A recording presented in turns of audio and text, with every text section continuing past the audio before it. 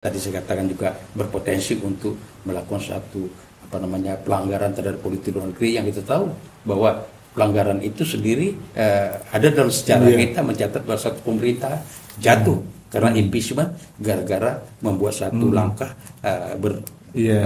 berasosiasi dengan Amerika Serikat pada waktu itu.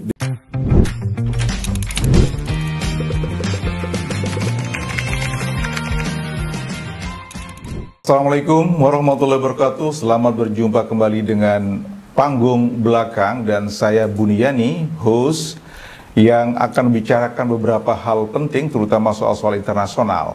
Dan seperti biasa kita menghadirkan Pak Hazarin Pohan, seorang diplomat senior yang sudah diberikan amanah oleh pemerintah Republik Indonesia untuk menjalankan tugas di berbagai negara.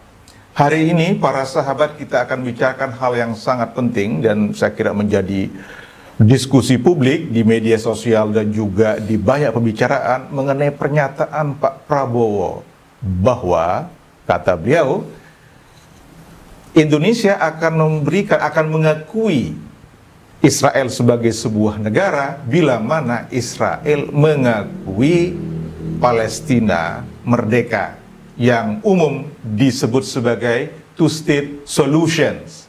Demikian. Nah sekarang kita akan coba ngobrol dengan Bang Has. Bang Has, apa kabar? Ya. Sehat ya Bang? Alhamdulillah. Alhamdulillah. Jadi kira-kira itu Bang Has yang ingin kita bicarakan hari ini. Itu kelihatannya di publik, saya mengikuti di media sosial, itu banyak sekali tanggapan. Dan tanggapannya rata-rata negatif. Karena mengakui keberadaan Israel sebagai sebuah negara itu yang kata banyak sekali orang itu bahwa itu kurang tepat begitu. Nah, silakan Bang Has berikan kita perspektif yang lebih bagus tentang hal itu. Silakan Bang. Baik. Jadi pada waktu kunjungan Macron dari Prancis itu kedua presiden mengadakan konferensi pers dan di sana Prabowo membuat satu statement bahwa Indonesia akan memberikan pengakuan kepada Israel. Saya menyebutkan itu pengakuan bersyarat dan saya dalam mengamati perkembangan kebijakan luar negeri kita melihat ini sesuatu hal yang ahistoris. Jadi ini secara tiba-tiba dan kita tidak siap dan itu menimbulkan kontroversi dan saya kira dalam penjelasan saya nanti akan saya sebutkan kenapa ini menjadi hal yang kontroversi. Ini pertama itu adalah pengakuan bersyarat yang kita kenal dalam hukum internasional itu pengakuan itu kan ada namanya de facto, de jure. Betul. Pengakuan ini berbahaya. Satu pernyataan pengakuan yang saya sebut tadi bersyarat itu adalah ini sudah mengarah kepada suatu pernyataan bahwa Indonesia sudah siap memberikan pengakuan pada Israel. Yang ini menurut saya katakan tadi adalah ahistoris. Betul. Ini nggak pernah pemimpin kita atau menteri luar negeri kita membuat satu statement bahwa Indonesia siap memberikan pengakuan sejak kita merdeka dulu. Sejak dari dulu sampai sekarang ini tidak. Jadi saya kata ini adalah ahistoris dan ini cukup mengagetkan. Yang pertama itu kalau lihat kenapa ini menjadi hal yang kontroversial, tadi saya sebutkan tadi konsep suatu pengakuan negara itu dimulai dari satu de facto dan kemudian de jure. Nah ini tiba-tiba lompat dia. Ini pernyataan bersyarat ini, pengakuan bersyarat ini sudah merupakan sebagian dari pengakuan de facto. Bahkan mungkin juga ke de jure. Meskipun baru pernyataan saja. Pernyataan saja. Itu memang bisa dijadikan dan ini yang saya katakan kemenangan propaganda Israel yang sayang sekali tidak didasarkan suatu pengamatan menyeluruh mengenai apa yang terjadi di Palestina. Yang kalau kita mundur dalam sejarah, sebenarnya sejarah mencatat bahwa konflik yang terjadi di tanah Palestina ini kan sudah berlangsung 3 abad ya, pada waktu penjajahan dari Inggris di sana, terus sampai kemudian keluarnya deklarasi Balfour Perdana Menteri Inggris yang kemudian melihat bahwa tanah bagi orang-orang Yahudi itu diberikan di tanah Palestina. Dan kontroversi itu lihat bahwa dari awal itu ketika diberikan tanah kepada orang Israel pada waktu itu adalah 52% kurang lebih dari wilayah yang sekarang ini. Tapi perkembangan menunjukkan bahwa memang Israel itu memiliki satu kebijakan yang agresif tanpa memperhatikan masalah-masalah hak asasi manusia, tidak memperhatikan juga menghormati hukum internasional, sehingga sekarang itu kalau dilihat wilayah yang dikuasai Israel itu sudah mencapai 70-an%. Jadi nambah terus. Dan memang di dalam sejarah hadirnya suatu negara bernama Israel di Palestina itu tidak begitu saja selesai, karena kemudian timbul perlawanan dan kemudian terjadilah perlawanan dan banyak sekali korban yang terjadi ketika itu menyisakan akibat dari pertempuran yang terjadi dalam rangka perebutan wilayah antara pihak Arab dengan pihak Israel pada waktu itu juga, itu mengakibatkan bahwa terjadi banyak pengungsian. Bayangkan aja kalau jumlah pengungsian pada waktu itu ada sekitar 200.000, pada waktu penduduk seluruh Palestina yang ada di sana itu kira-kira cuma 500.000. Jadi sangat besar, dan mereka memilih tinggal di Gaza. Nah, itulah yang menyisakan suatu persoalan di Gaza ini yang tadi saya katakan perlu dicermati di sana. Yang kedua itu kalau kita lihat bahwa di dalam perkembangan yang ini adalah historis dan ini timingnya agak tepat memberikan pengakuan, sementara kesiapan di lapangan baik dari pihak-pihak yang menjadi korban dari penjajahan Israel sana itu belum menunjukkan sesuatu hal yang menggembirakan. Kita lihat bagaimana terutama dalam konflik yang terjadi di sana itu pada waktu mulai bulan Oktober tahun lalu ya. Betul. Jadi sekitar hampir 2 tahun itu setelah jatuh korban sebanyak 50.000, dan juga Israel tidak saja memang memiliki satu desain, bahkan dengan dukungan Amerika akan melakukan pencaplokan wilayah Gaza. Ini jelas-jelas merupakan satu pengangkangan terhadap hukum internasional, dan itu korban yang mati itu sudah lebih dari 50.000 orang, dan kebanyakan non kombatan. Dalam hukum internasional jelas kalau kombatan itu adalah pihak yang tidak boleh dijadikan korban. Rakyat biasa. Iya, dan bukan hanya manusia di sana, anak-anak, orang tua, dan kemudian anak kecil yang di sana, tapi juga objek-objek non militer juga dijadikan sasaran dari Israel. Ini menimbulkan kemarahan dari masyarakat. Dan kalau kita lihat dari pertengahan bulan ini sendiri ada satu konferensi internasional yang dibuat oleh Liga Arab di Baghdad itu, karena begitu bercekamnya situasi di Gaza itu sehingga Israel melakukan suatu blokade sehingga tidak bisa bantuan kemanusiaan, bantuan makanan apapun di sana, dan memang disengaja supaya orang-orang Gaza itu keluar dari kawasan di situ.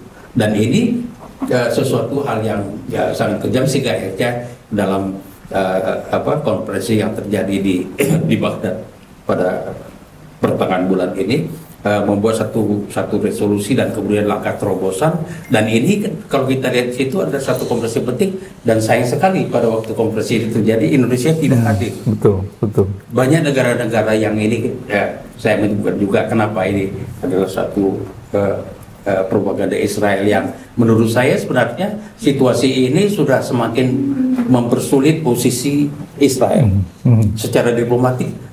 Israel mengalami satu setback yang luar biasa dari terjadi. Kalau kita lihat aja satu langkah dari yang tadinya hanya menjadi concern, isu Palestina itu menjadi concern dari negara-negara Islam atau negara-negara berkembang, tapi sekarang sudah menjadi concern dari banyak negara Eropa, terutama sekarang itu Spanyol dan sebagainya itu. Dan kemudian kalau kita lihat di Amerika Latin sudah banyak negara. Makanya pada waktu terjadi pada bulan ini juga sidang dari PBB di Majelis Umum itu mengenai pengakuan kepada State of Palestine. Jadi kalau kita kembali kepada sejarah itu, pada waktu terbentuknya negara Israel itu, kemudian wilayah yang dikuasai oleh yang namanya adalah orang Palestina itu adalah di daerah tepi barat dan juga di Gaza. Gaza itu tadi ada tempat pengungsi-pengungsi yang ngumpul di sana dan bertahan melihat satu lokasi strategis. Dan kemudian sejak tahun 2005 itu Gaza itu menjadi daerah yang benar-benar dikuasai oleh Hamas, karena pada waktu pemilu dilakukan ini adalah satu daerah yang benar-benar publicity di sana dari orang Hamas yang memenangkan di daerah Gaza itu, dan mereka memperoleh suara sekitar 90%. Dan kembali lagi ini masalah mengenai ISIL itu, pemahaman dari kita mengenai two state solution itu, dan ini tadi saya tidak berani untuk mengkaitkan ini dalam rangka konteks pengakuan. Pengakuan itu sendiri saya sudah mengatakan bermasalah, dan ini juga berpotensi melanggar politik luar negeri Indonesia.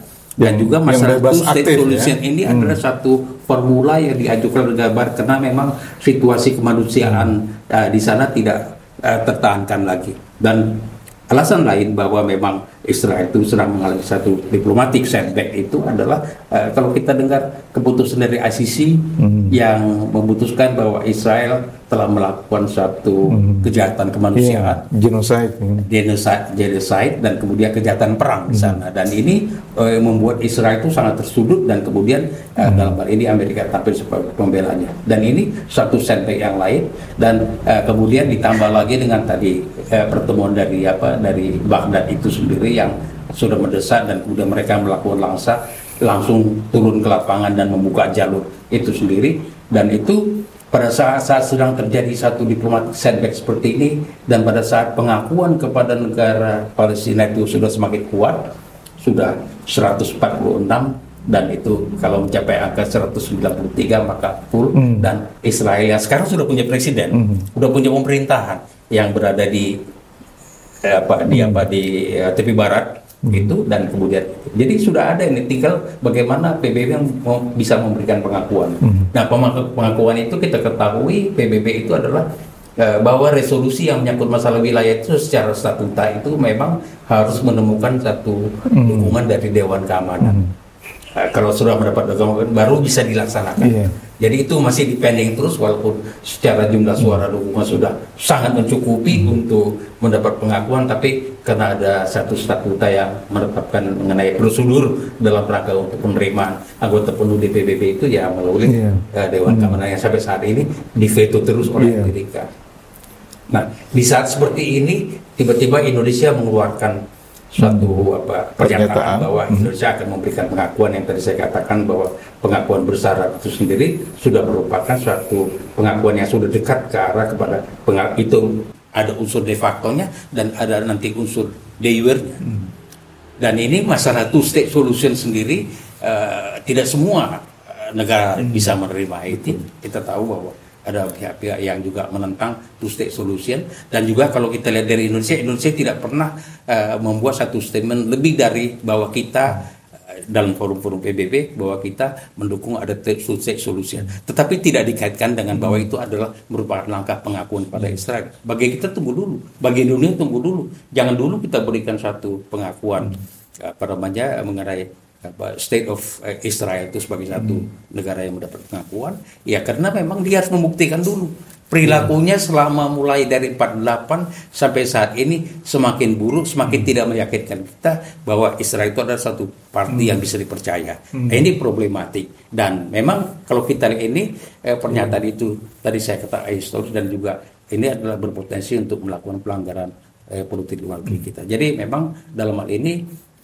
saya kira perlu juga dalam soal satu keputusan penting dalam langkah diplomasi kita itu harus dilakukan secara cermat, dan ini tentu saja pernyataan Prabowo itu menggegerkan di mana-mana kawan-kawan kita di negara berkembang, termasuk dalam negeri sendiri itu tidak pernah ada satu wacana kecuali wacana di kalangan akademisi yang juga berbicara bahwa kapan Indonesia akan memberikan pengakuan, dan kita tidak pernah mengkaitkan bahwa pengakuan Israel kepada Palestina atau two state solution itu menjadi satu syarat bagi kita untuk memberikan pengakuan. Dan kita harus melihat dulu, dan semua publik internasional maupun dalam negeri juga lihat dulu kelakuan Israel ini sudah bisa dipercaya belum.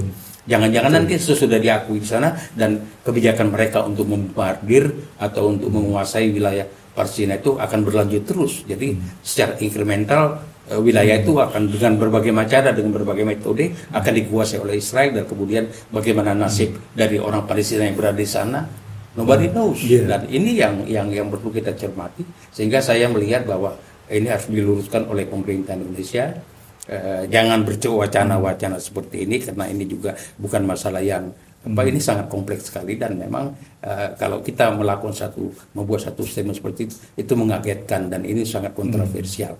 Tadi saya katakan juga berpotensi untuk melakukan satu pelanggaran terhadap politik luar negeri, yang kita tahu bahwa pelanggaran itu sendiri ada dalam sejarah kita mencatat bahwa satu pemerintah jatuh karena impeachment gara-gara membuat satu langkah berasosiasi dengan Amerika Serikat pada waktu itu. Dulu siapa itu kabinet siapa, Bang Has? Yang dulu yang sempat jatuh? Sukiman ya, kabinet Sukiman. Itu akhirnya jatuh kabinet itu karena menaikkan perjanjian Mutual Security Act dengan Amerika. Jadi perjanjian saling kerjasama yang menempatkan Indonesia itu berada di blok Amerika. Pada saat itu kita melanggar kebijakan politik luar negeri bebas aktif, itu kan Bang? Jadi karena memihak ke Amerika, sehingga kabinetnya jatuh akhirnya kabinetnya. Dan pelanggaran kepada politik luar negeri, asas politik luar negeri kita bebas aktif itu juga pernah terjadi sebelumnya pada waktu kita memerlukan bantuan Soviet untuk memenangkan pertempuran, kita merebut kembali Iran ketika itu, dan kita condong ke sana dan anti Amerika pada waktu itu. Ini juga sebenarnya historis, itu nggak boleh dilakukan. Dan yang ketiga itu pada waktu zaman Bung Karno, di akhir masa Bung Karno itu Indonesia membentuk satu namanya poros kekuatan backing Jakarta dan Pyongyang.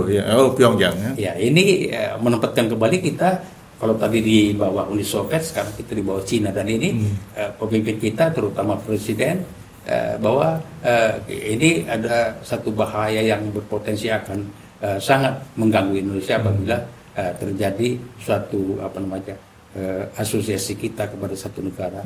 Artinya sudah melanggar prinsip non-blok dan kemudian melanggar politik luar negeri yang sebenarnya adalah merupakan satu amanat para pendiri negara ini.